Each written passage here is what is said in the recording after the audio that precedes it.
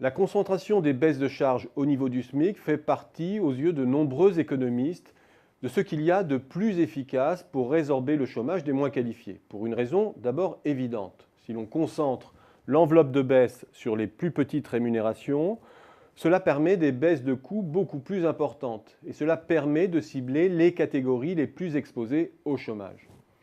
Sur cette intuition se greffent pléthore de travaux empiriques épousant des méthodes très différentes et qui aboutissent à des résultats cacophoniques sur les ordres de grandeur, mais plutôt convergents sur l'effet positif de la mesure. En l'état de la science, admettons donc, au risque de passer pour un négationniste, qu'il existe un faisceau plutôt convergent favorable à la baisse des charges sur le SMIC, ce que certains appellent un consensus scientifique. Cela signifie-t-il pour autant que la mesure doit être préconisée sans discussion possible? Non, à mes yeux, pour plusieurs raisons. D'abord, parce que nous ne savons pas cerner empiriquement les effets de la mesure sur un horizon long. Sur la base de ces études, nous ne connaissons ni la pérennité des emplois créés, ni la nature de ces emplois, CDI, CDD de moins de 3 mois ou de plus de 3 mois, etc. Rien n'est dit non plus sur la dynamique des salaires et de la productivité à moyen terme. Ensuite, parce que nous ne connaissons pas les effets systémiques de la mesure et notamment les effets collatéraux sur les secteurs qui ne sont pas ou peu impactés. Comment, à moyen terme, sur un même secteur, les entreprises qui privilégient l'emploi qualifié subiront-elles la concurrence de celles qui ont bénéficié d'un avantage de coût supérieur parce qu'elles opèrent avec une structure de qualification plus basse?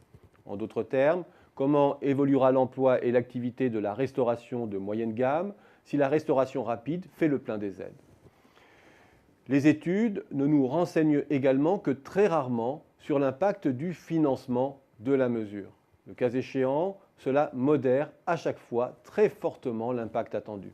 Or, c'est un élément décisif, car la baisse des charges en France est certes un choc diminuant le coût du travail des moins qualifiés, mais il est combiné à un choc positif sur d'autres impôts, la TVA, la CSG notamment, pesant sur la consommation et l'investissement et annulant ainsi une partie des effets attendus.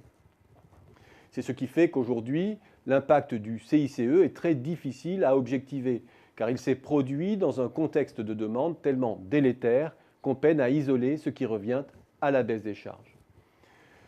Dernière zone d'ombre, est-ce que le fait de créer une forte progressivité des charges incite ou non au déclassement des salariés, ou freine leur évolution de carrière, ou encore incite à les remplacer pour faire le plein des baisses? Là encore, très peu d'études et aux conclusions contradictoires. Dire alors que la baisse des charges centrée sur les bas salaires fait partie des mesures les mieux évaluées, dont l'impact bénéfique est un des résultats les mieux étayés, témoigne avant tout de la méconnaissance de la complexité du sujet et de la propension des économistes de laboratoire à édicter des lois sans contextualiser leurs interrogations. Avant de préconiser la baisse des charges sur les bas salaires, il faut d'abord partir d'un diagnostic. Or, la concentration du chômage sur les moins qualifiés n'en est pas un. Cela s'observe dans tous les pays. Si l'on pense, en revanche, que l'économie française souffre d'un mauvais positionnement de gamme, que la croissance des salaires et de la demande intérieure doit se bâtir sur un socle solide de productivité et non sur des hausses de SMIC décrétées d'en haut, force est de constater que cette propension française à subventionner le travail peu qualifié peut poser problème.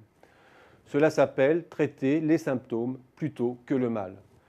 Méfions-nous alors des postures péremptoires sur le sujet qui ne sont que le reflet de la propension de beaucoup d'économistes à prendre les sujets par le petit bout de la lorgnette.